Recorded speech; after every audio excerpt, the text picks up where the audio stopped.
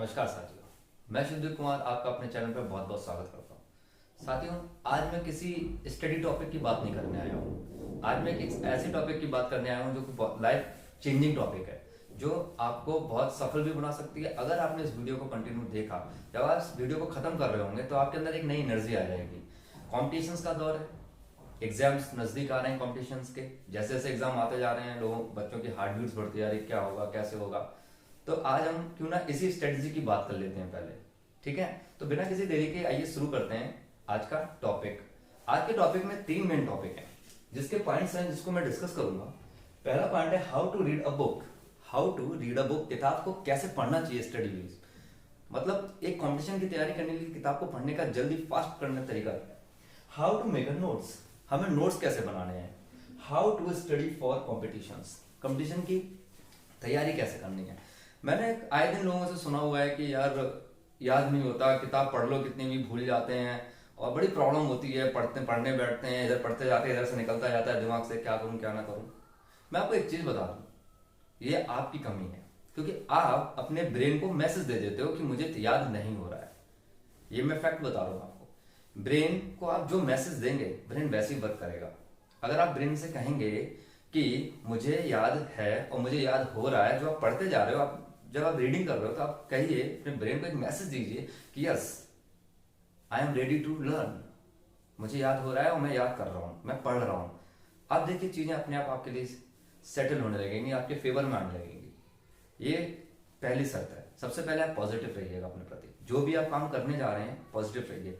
एक चीज मैं आपको बता दूं, आपकी असफलता आपकी रिस्पॉन्सिबिलिटी है, आपकी सफलता में हो सकता है लोग सपोर्ट करेंगे, करते हैं। आपकी जो सक्सेस होती है उसमें आपके टीचर्स का कंट्रीब्यूशन होता है, आपकी फैमिली का कंट्रीब्यूशन होता है, आपके एल्डर्स का कंट्रीब्यूशन होता है, आपके फ्रेंड्स का कंट्रीब्यूशन होता है। लेकिन जब आप सक्सेस नहीं कर पाते या सक्सेस नहीं होते, फेल्योर की तरफ जाते हैं, तो कहीं ना कहीं आपकी कमी होती है, आपकी जो स्ट्रेटेजी है उसमें कमी होती है। कहीं ना कहीं आपकी असफलता का सीधा अर्थ है कि सफलता के लिए जो किया गया प्रयास है उसमें कहीं ना कहीं चूक रहेगी भाई, कहीं ना कहीं कमी। यानी असफलता का सीधा अर्थ क्या है, कहीं ना कहीं प्रयास सफलता के लिए जो किया जा रहा था उसमें कहीं ना कहीं वीकनेस रह गई है, कहीं ना कहीं वो पॉइंट है जो आप नहीं पकड़ पाए उसके लिए। तो ये डिस्कस करते हैं how to read a book. सबसे पहले हम बात करते हैं, जब हम भी कोई किताब लाते हैं तो हम उसको याद करने की कोशिश करते हैं फर्स्ट टाइम ही। कैसे याद हो जाएगी? फर्स्ट टाइम आप स्टडी करने बैठे हो, किताब को आप याद करने की कोशिश कर रहे हो, नहीं। आपको करना क्या है, सबसे पहले उसकी रैपिड रीडिंग करनी है। आज मैं पहले एक चीज डिस्कस कर लेता हूँ, रीडिंग कितने तरह की होती है। रीडिंग 2 तरह की होती है, देयर आर 2 टाइप्स ऑफ। दूसरी होती है लाउड रीडिंग। देखिए जो लाउड रीडिंग होती है वो बच्चों तक सीमित होती है, क्योंकि बचपन में बच्चा बोल बोल के पढ़ता है, फॉलो कर रहा होता है, उसका प्रोनाउंसिएशन क्लियर होता है, उससे उसके लिए बेस्ट होती है, ये प्राइमरी स्टेज तक रहती है। लेकिन जब आप कॉम्पिटिशन की तैयारी कर रहे हो तो आपके पास बहुत सारा मैटर होता है पढ़ने के लिए, तो आप लाउड रीडिंग नहीं करते। लाउड रीडिंग की सबसे बड़ा ड्रॉबैक है कि आप थक जाते हैं जल्दी, क्योंकि आप बोल बोल के पढ़ रहे होते हैं, आपका ब्रेन मतलब एकदम गर्म हो जाता है, यार ये हो क्या रहा है, तो आप बहुत जल्दी थक जाएंगे, एडजस्ट कर जाएंगे। इसलिए कॉम्पिटिशन बेस पे जब लंबी रीडिंग होती है, हमारे साथ टाइम टेकिंग सब्जेक्ट्स होते हैं जिन्हें पढ़ना ही पढ़ना है देर तक, तो वो होती है, वहां हमें करनी होती है साइलेंट रीडिंग। साइलेंट रीडिंग क्या होती है? साइलेंट रीडिंग का मतलब होता है मौन वाचन, मन में पढ़ना, ठीक है। तो मैंने क्या बताया, 2 तरह की रीडिंग होती है। साइलेंट रीडिंग आप रैपिड रीडिंग भी कर सकते हो, इसमें रैपिड रीडिंग नहीं होती, क्योंकि आपको बोल बोल के पढ़ना होता है, बिल्कुल अच्छा सा पढ़ना होता है। साइलेंट रीडिंग थोड़ी फास्ट होती है, इसमें आपको इतनी ज्यादा प्रॉब्लम नहीं आती है। अब हम बात करेंगे हमें रीडिंग करनी कैसे है। तो सबसे पहली बात, हम कौन सा तरीका अपनाएंगे पढ़ने के लिए बुक को? साइलेंट रीडिंग, मौन वाचन। इससे क्या होगा, आपकी स्पीड अच्छी रहेगी। अब बात करते हैं हमें किताब पढ़नी कैसे है। हमें किताब पढ़नी कैसे है?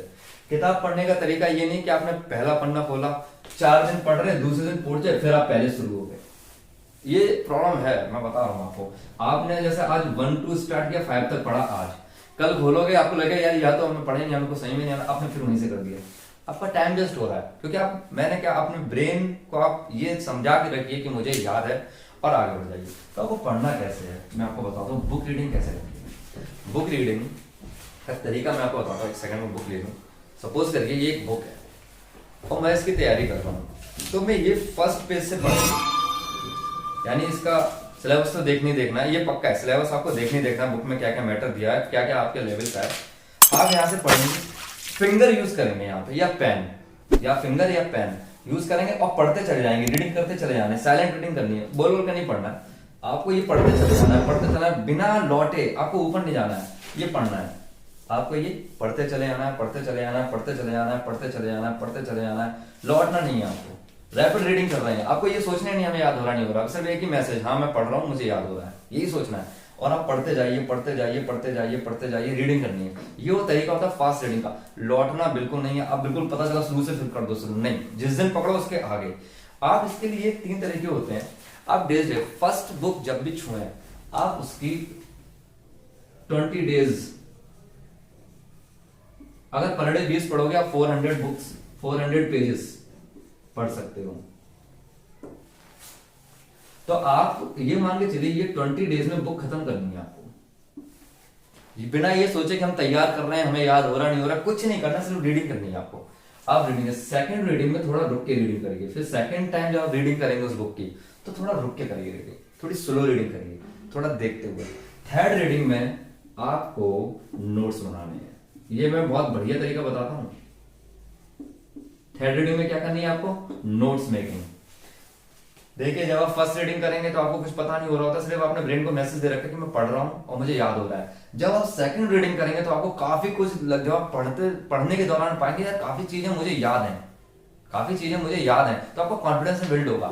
आप सेकंड रीडिंग आराम से करिएगा, करते चले जाइए, उसे भी करनी है। अगर आप इसको 20 दिन में कर रहे हैं तो मैं गारंटी दे रहा हूं सेकंड रीडिंग आप 15 डेज में कर ले जाएंगे, अगर आपने रीडिंग की है वास्तविकता से 15 डेज में। और जब आप थर्ड रीडिंग करेंगे, थर्ड रीडिंग में नोट्स बनाने हैं, थर्ड रीडिंग करेंगे आप इतने क्विकली करेंगे उसे, क्या पता 10 दिन में खत्म कर दें, क्योंकि आपको पता होता है आपके माइंड से चीजें निकल चुकी हैं आपके सामने से, आपकी आई कांटेक्ट उसके साथ था, अब इंटरेक्शन कर चुके हो, इंटरेक्ट कर चुके हो उस बुक से। तो आपने क्या किया, 20 दिन कम से कम 400 पेज की किताब आराम से खत्म करनी है। आपने फर्स्ट रीडिंग मारी बिना लौटे, लौटना नहीं है, पढ़ते जाना है, सिर्फ क्विकली रीड करना है। फिर आपने थोड़ा कंसंट्रेशन तो रहना पड़ेगा ना, कंसंट्रेट करना है आपको और पढ़ना स्टार्ट करना है। टेबल लगाई, बुक खोली, पेन रखा, फटाफट फटाफट रीडिंग मारते चले गए, बिना स्किपिंग, कोई लाइन स्किप नहीं करनी, रीडिंग करनी है, फास्ट रीडिंग। उसके बाद सेकंड रीडिंग करनी है, थोड़ा स्लो, आराम से पढ़ना वैसे ही है लेकिन आराम से पढ़ना है। फिर नेक्स्ट आपका नोट्स मेकिंग। जब आप नोट्स मेकिंग में आओगे थर्ड रीडिंग, तब आप करेंगे, रीडिंग कर लेंगे पहले क्विकली, फिर आप पॉइंट्स ढूंढेंगे उसमें, फिर आप रीडिंग करेंगे। आपको लग रहा होगा ये टाइम टेकिंग है, मैं जो बोल रहा हूँ इसलिए लग रहा है, जब आप करेंगे, ये मेरा खुद का अनुभव है, जब मैं रीडिंग करता हूँ, क्यों, उसका रीजन है, जब आप पढ़ते हैं। और एक चीज जो नोट्स मेकिंग होती है, मैंने सेकंड पॉइंट पे आता हूँ मैं, how to make notes. Notes आपको बनाने कैसे हैं, बहुत इंपॉर्टेंट ये वीडियो है। अगर आपने इस वीडियो को समझ लिया तो मैं गारंटी देता हूँ आप कंपटीशन में आपका आधा कॉन्फिडेंस आ जाएगा और आपको डर निकलना बंद हो जाएगा कैसे क्या होगा। माइंड को क्या पॉजिटिव देना है, वाइब्स पॉजिटिव देनी है कि मुझे याद हो रहा है। देखिए माइंड इमेजिनेटिव और रियलिटी में कोई फर्क नहीं करता। माइंड को नहीं पता ये मैथ पढ़ रहे हैं, ये कंप्यूटर पढ़ रहे हैं या क्या कर रहे हो, आप जो मैसेज देंगे वो आता है। कोई सब्जेक्ट माइंड के लिए कठिन नहीं होता। वरना एक बात बताइए, जिसका मैथ अच्छा होता है, प्रो लेवल का अच्छा होता है, साइंटिस्ट तक पहुंच जाता है, रिसर्च बन जाता है, रिसर्च करता है मैथ में, वही बंदा। और एक जगह एक बंदे को टफ लग रहा होता है, क्यों, क्योंकि वो अपने इंटरेस्ट पे बेस्ड होता है। आपका जिस सब्जेक्ट में इंटरेस्ट हो गया वही चीज आपकी फेवरेट हो जाएगी, वही चीज में आप महारत हासिल कर ले जाएंगे। इसीलिए यहाँ पे ब्रेन को मैसेज, रियलिटी और इमेजिनेशन ब्रेन नहीं जानता, आप जो मैसेज भेजते हैं वो चीजों को समझता है। हम नोट्स मेकिंग की बात कर रहे थे। नोट्स मेकिंग कॉम्पिटिशन्स के लिए कभी भी आप बोर्ड एग्जाम की तरह रजिस्टर मत बनाइए, हमेशा सिनॉप्सिस बनाइए। नोट्स मेकिंग कैसे बनानी, सपोज करिए मुझे आरटीई पढ़ना है, राइट टू द एजुकेशन, तो आपको लिखना कैसे, पहला डाला आरटीई 2009, इसी के जस्ट नीचे एक arrow technique, that is called arrow technique. मैंने आपको फिंगर टेक्निक पढ़ाई रैपिड रीडिंग के लिए। अब ये नोट्स मेकिंग में एरो टेक्निक होती है। यहां पे लिखा 1 अप्रैल 2010, यहां से क्या हुआ, ये लागू हुआ। फिर नेक्स्ट क्या था, ये फ्री एंड कंपल्सरी एजुकेशन, ये मैं शॉर्ट में लिख रहा हूं। तो इस तरह जब आप ओवरव्यू देते हुए बनेंगे, नोट्स जब बनाएंगे इस तरह से आप, तो आप देखेंगे कि आपका पेज भी कम लग रहे हैं और आपको जब आप रिवीजन करेंगे, इतनी फास्ट रिवीजन होगा ना आपका कि आप बिलीव नहीं करेंगे। जो रिवीजन आप उन रजिस्टर से, मोटे मोटे रजिस्टर से आप बना रहे थे ना, जो रिवीजन आप 15 दिन में कर रहे थे, आप 5 डेज में करेंगे। और ये रिवीजन वो होगा जो आपके लिए बहुत ही बेनिफिशियल होगा। कॉम्पिटिशन है, ये बोर्ड एग्जाम नहीं है जहां आपको लिखना है। यहाँ पे क्या होता है, और नोट्स मेकिंग मैं क्यों बोल रहा हूँ, क्योंकि जब आप लिख के कोई चीज तैयार करते हैं ना, जब आप किसी चीज को पढ़ते भी हैं और लिखते भी हैं उसी चीज को, तो दो चीजें होती हैं, हैंड आई कोऑर्डिनेशन होता है, आपके सेंसेस इन्वॉल्व होते हैं पढ़ाई में, ये बहुत जरूरी है। आप जब पढ़ें तो अपने सेंसेस को इन्वॉल्व रखें, लिखें जरूर जो आपने पढ़ा है। राइटिंग स्किल आपकी अच्छी होगी, क्या होगा इससे, राइटिंग स्किल अच्छी होगी। राइटिंग स्किल अच्छी होगी तो उसके साथ साथ आपकी स्पीड भी मेंटेन होगी। और जब आप ऑप्शनल क्वेश्चंस पढ़ेंगे, इसका बेनिफिट मैं बता रहा हूँ, ये मेरे खुद के प्रैक्टिकल्स हैं। अगर आपने लिखकर किसी चीजों को तैयार किया है, नोट मेकिंग खुद की है, तो जब आप लिखेंगे तो आपका ब्रेन जैसे कोई चीज सामने आएगी उसके ब्रेन के, तो उसका दिमाग उसी पॉइंट पे जाएगा कि तुमने ये पढ़ा है कहीं ना कहीं। यस, आपको कभी कभी लगता होगा यार मैं पहला लगा रहा था, अच्छा खासा मैं सेकंड लगाया, वो क्यों होता है, क्योंकि ब्रेन उसी को कैप्चर पहले करता है जो उसके सामने से निकला है, कहीं ना कहीं आपने उस पर अटेंशन दिया है। कभी जो वो अटेंशन है, आप पहले हमेशा जब भी ऑप्शन सॉल्व करें पहले मन की सुने, जो पहली बार दिमाग में आएगा, अगर आपको नहीं समझ में, जब वही लगाई जाओगे फर्स्ट टाइम में माइंड में आएगी चीज, क्योंकि ये एक्सपीरियंस किया हुआ चीजें हैं। तो मैं कह रहा हूं आपको क्या करना है, आपको नोट्स मेकिंग खुद से करनी है। अब ये मत करना बोर्ड एग्जाम की तरह, भैया यार नोट्स दे दो यार छाप लें, नहीं, आप नोट छाप के रख लेंगे, तैयार कर लेंगे, लेकिन आपका जो प्रेजेंटेशन होगा वो बहुत बुरा होगा कंपटीशन में। वही लोग जिनके खुद के नोट्स नहीं होते वही कहते हैं यार कोई मतलब नहीं, उसके नोट से कुछ फंसा नहीं, ऐसा नहीं होता। उसके नोट से वो बंदा कहां पहुंच जाएगा आपको पता नहीं चलेगा, क्योंकि उसकी सेल्फ की नोट्स मेकिंग है, वो उसकी अपनी ओन लैंग्वेज है, सरल भाषा में है, उसको पता है। अगर उसने कहीं बंदे ने एल बना रखा है ना, तो उसे पता है एल फॉर लैंग्वेज है। आप एल फॉर पता नहीं क्या समझेंगे, लैटिट्यूड समझेंगे, लर्न समझेंगे, जो भी आपको समझ में आएगा। टाइम टेकिंग है, अपनी भाषा में लगाएंगे, आप आंख बंद करके समझ जाएंगे इसमें क्या लगा। डॉक्टर्स को देखा ना आपने, वो क्या लिखता है, पी बनाया पैरासीटामोल, उसको पता है उसने क्या लिखा है। लेकिन हम लोग तो भाई केमिस्ट समझेगा जिसको उसने ट्रेन किया हुआ है, जिनको आदत होती है, केमिस्ट समझता है क्योंकि वो उसी लाइन के होते हैं, मेडिकल लाइन के होते हैं वो भी बंदे। तो मैंने क्या बताया आपको, नोट्स मेकिंग कैसे करनी है, सिनॉप्सिस टाइप में करनी है, एरो टेक्निक अपनानी है, और खुद के नोट्स अपनी भाषा में बनाने हैं, और रीडिंग कैसे करनी है मैंने वो भी आपको बता दिया। अब नेक्स्ट टॉपिक है how to study for competition. बहुत ही इंपॉर्टेंट टॉपिक है, ये जो पॉइंट है ये बहुत इंपॉर्टेंट है, इसको भी गौर से सुनिएगा। How to study for competition. देखिए बोर्ड एग्जाम अभी तक आप देते आए हैं, आपको रट्टा मारने की आदत है, अब आपको अंडरस्टैंडिंग जगानी होगी अपनी, क्योंकि आप कंपटीशन में आ रहे हो। कंपटीशन इतना तगड़ा है कि मैं आपको बिलीव नहीं दिला सकता कि एक सीट अगर निकली है कहीं, तो उसी एरिया में कम से कम 15 हैं एक सीट पे। अभी टीचर वैकेंसीज आ रही हैं, सुनने में आएगी 17,000, मान के भी 17,000 चलो आएंगी नहीं आएंगी नहीं पता, लेकिन एक अनाउंसमेंट हुआ है कि हाँ फला फला डेट तक आ जाएगी, 10 तारीख तक आ जाएगी, 10 जनवरी तक। आप ये बताइए ये 17,000 सीटों पे कितने लोग बैठेंगे, कम से कम 15 लाख, कम से कम 15 लाख, क्योंकि यूपी टेट जो होता है, जो एलिजिबिलिटी टेस्ट होता है वो लाइव कर दिया गया, लाइफ टाइम कर दिया गया, तो काफी लोग एक्टिव हो गए हैं। लेकिन हमें सीट्स कौन पाएगा, जिसकी स्ट्रेटेजी अच्छी होगी, जिसके बेसिक्स अच्छे होंगे, जिसका फॉलो अच्छा होगा, जिसने कॉन्सेंट्रेट अच्छा किया होगा। उसमें 14 सब्जेक्ट होंगे, सपोज करिए 14 सब्जेक्ट हैं, इन 14 में आपको कंपटीशन की तैयारी बता रहा हूं, यही मान लीजिए टीचर की तैयारी कर रहा हूं मैं आपको। अगर सुपर टैट में 14 सब्जेक्ट्स हैं करीब, सबसे पहले आपको करना क्या है, सुपर टैट जैसी अनाउंसमेंट हो, किसी भी कॉम्पिटिशन की बात कर रहा हूं, नॉट ओनली सुपर टैट, जब भी कोई कंपटीशन अनाउंसमेंट हो, जब भी उसका जियो है या विज्ञापन है पब्लिश हो, आप सबसे पहले उसका सिलेबस पे जाइए। क्या डाउनलोड कीजिए, मैं हिंदी में लिख देता हूं, सिलेबस, पाठ्यक्रम जिसको बोलते हैं। सबसे पहले पाठ्यक्रम डाउनलोड कीजिए, एक को रट मारिए पाठ्यक्रम को। आपको पता होना चाहिए कि आप जो पढ़ रहे हैं कितना, जब इसका बेनिफिट बताता हूं मैं आपको, लग रहा है क्या उल्टी उल्टी बातें हैं, नहीं, इसका बहुत बड़ा बेनिफिट। जितने भी सक्सेसफुल पर्सन है ना, आप उनसे पता कर लेना। अगर आपको सिलेबस याद है तो आप जिस बुक में हाथ रखेंगे आपको पता होगा उस बुक में हमें पढ़ना क्या, आपको छाटने की प्रॉब्लम नहीं होगी, वरना पढ़ते रहिए पूरी 400 पढ़ने की बुक, ग्रंथ उठा लीजिए, आपको पूरा पढ़ना पड़ेगा, आपको पता ही नहीं है हमें पढ़ना क्या, कौन सी डायरेक्शन क्या है। ये जो सिलेबस जब आप डाउनलोड करके पढ़ लेंगे, चिपका लीजिए इसे, आप मान लीजिए कमरे में, जब आप सिलेबस आपके माइंड में सेट होगा ना, तो आपकी स्ट्रेटेजी बहुत अलग होगी, आपका डिसिप्लिन मैनर में पढ़ाई हो रही होगी, कम समय में ज्यादा चीजें आप कवर करेंगे। और ये चीज मैंने बताया, सिलेबस तो बिल्कुल रटना वाली, मतलब आपको पता होना सिलेबस है क्या, ठीक है। नेक्स्ट, आधो को तो पता नहीं, आधे तब किताब लाते हैं जब कंपटीशन का फॉर्म डाल दिया, 15 दिन बचे, चला यार किताब ले आए, तो वहां देखेंगे समझ में नहीं आ रहा। किताब सिलेक्शन में आप हमेशा याद रखिए, बुक कैसे सिलेक्ट करेंगे, बुक आपको कैसे सिलेक्ट करनी है, बुक आपको सबसे पहले जाइए वो देखिए, बुक किताब को खोल के देखिए। ये नहीं है किसी ने कह दिया राधा पब्लिकेशन की ले लेना, आनंद की ले लेना, किसी की लेना नहीं, मैं किसी को यहाँ प्रमोट नहीं कर रहा हूँ। जब भी आप किताब खरीदें तो सबसे पहले उसकी लैंग्वेज देखिए, आपको समझ में आ रही कि नहीं आ रही, चाहे वो घटिया राइटर की हो बिल्कुल, लेकिन टॉपिक तो वही होंगे। लेकिन अगर आपको वो लैंग्वेज समझ में आ रही है, आपके लिए किताब आसान है, तो वो आपके लिए फेवरेट बुक है, वो आपके लिए यूजफुल बुक है। अब ऐसी बुक लेके आए हो आप, आपका लेवल उस लेवल पर नहीं है, वो शब्दावली नहीं पकड़ पा रहा है, आपके लिए वो बुक बेकार है। तो सरल भाषा की किताब ढूंढा करिए, आप खुद किताब को देखें, थोड़ा 5 मिनट दीजिए वहां पे।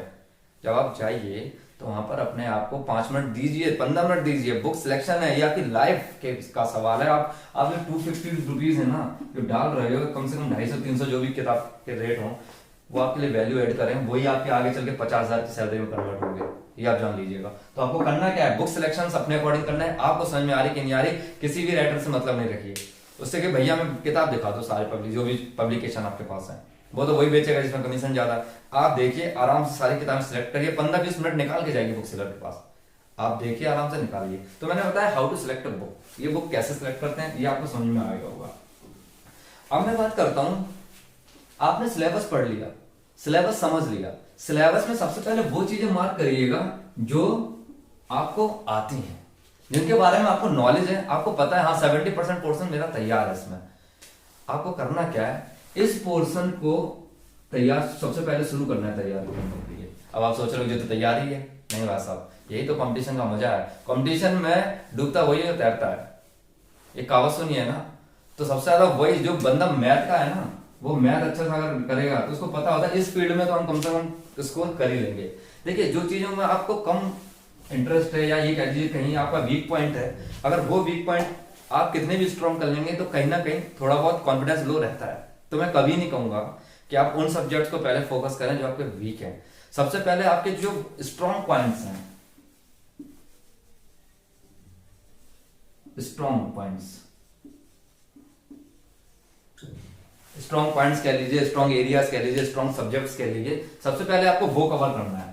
वो कवर करेंगे और उनके स्ट्रेटेजी बना के चलनी है, उनके नोट्स बनाते हुए चलना है। वो कवर कर लेंगे, आपको पता होना चाहिए। और वो कवर करते ही जब आपको लगे कि हाँ, उसका बेनिफिट ये है कि अगर आपको 70% आते हैं उस टॉपिक जो आपने सिलेक्ट किए हैं, 70% नॉलेज है, तो आपको बढ़ा के इसको कम से कम 90% करनी है। देखिए 90% इसलिए बोल रहा हूँ, 100% कुछ नहीं होता है, समझ रहे हैं ना।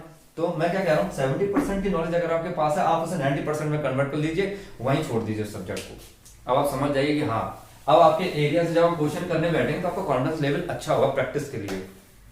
फिर आप वो सब्जेक्ट चुनिए जो आपके वीक हैं, उन पे काम करना करिए, यानी जिसपे आपको सिर्फ 50% तक ही पकड़, आपकी पहुंच में सिर्फ 50% वो सब्जेक्ट है, इतना ही इंटरेस्ट है, इतना ही आपको समझ में आते हैं, उसको पकड़ के आप 75% तक करने की कोशिश कीजिए। इतना कवर कीजिए कि आपका पोर्शन 75% कवर हो जाए कंपटीशन में, ठीक है। तो मैं समझाने की कोशिश ये कर रहा हूँ कि आपको अपने इंटरेस्ट बेस पे भी चलना है इसमें।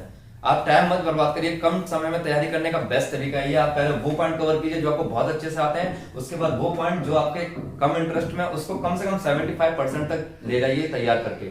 इतना सिलेबस आपको तैयार हो जाना चाहिए।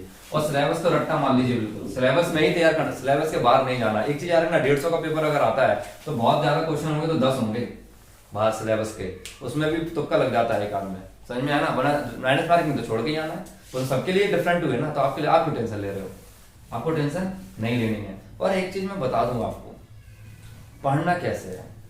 जब आप पढ़ने बैठे हैं तो एक चीज याद रखिए, माइंड की जो कैपेसिटी है 45 मिनट है, ये 45 मिनट, 45 मिनट आपने स्टडी की, आप तुरंत 5 मिनट का ब्रेक ले लीजिए, 5 मिनट का ब्रेक ले लीजिए। क्या करिए, 5 मिनट का ब्रेक ले लीजिए। 5 मिनट का ब्रेक लीजिए, मतलब अपने आप को रेस्ट कर लीजिए। आप एक हल्का सा म्यूजिक सुन सकते हैं, कोई काम कर सकते हैं, थोड़ा वॉक कर सकते हैं रूम में ही।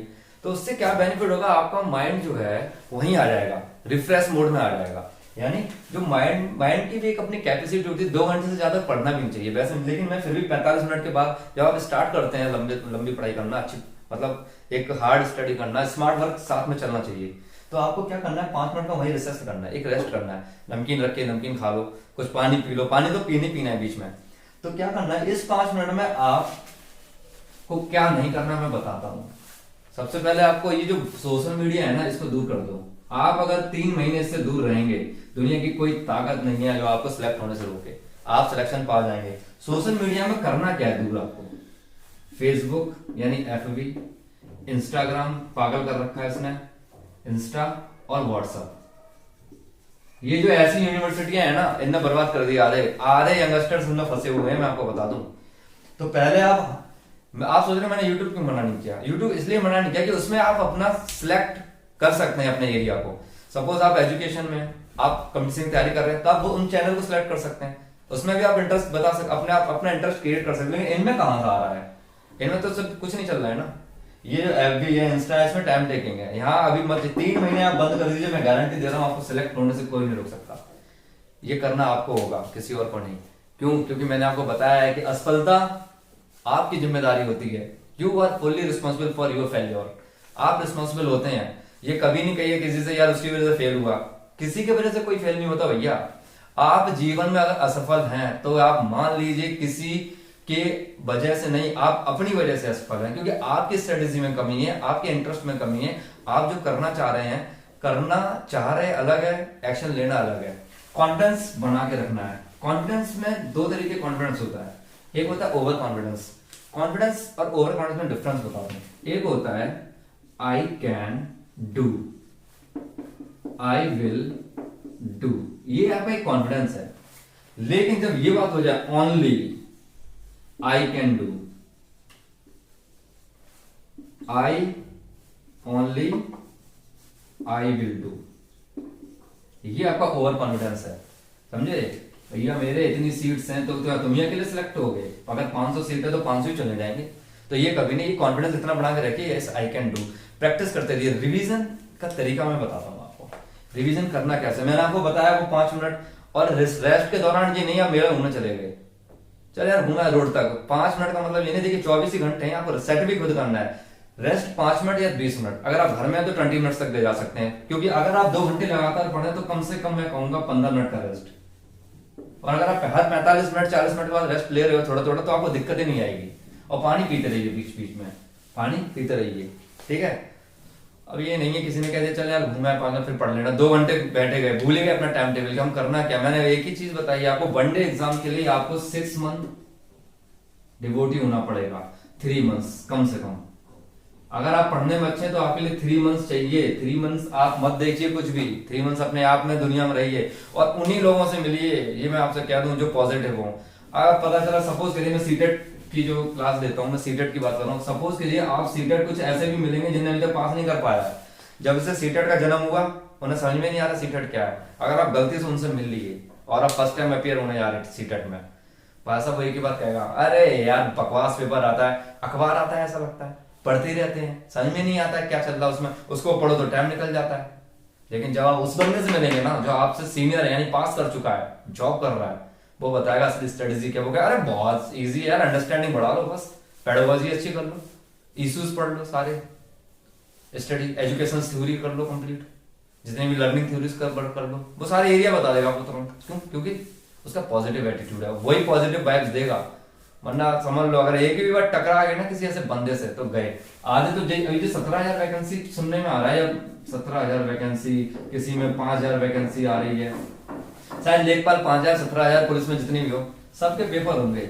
आधे पता है 17,000 वैकेंसी जैसी आएगी, अरे यार 21 लाख डालेंगे, कम से कम 15 लाख डालेंगे, 5 लाख क्या तुम ही हो? कोई मतलब नहीं है। वो यही कहेगा आपसे, अरे यार छोड़ो यार बहुत कठिन है यार, कहाँ हो पाएगा यार। बस अगर आपने ये सोच के तैयारी करी, मैं जिंदगी में कहता हूँ आप सिलेबस ही पूरा नहीं कर पाएंगे टेंशन में। इंसान पता करता कम है, टेंशन ज्यादा है। जितनी देर आप टेंशन लेंगे उतनी देर में टॉपिक तैयार हो जाता है। मैं लिटरली बता रहा हूँ आपको।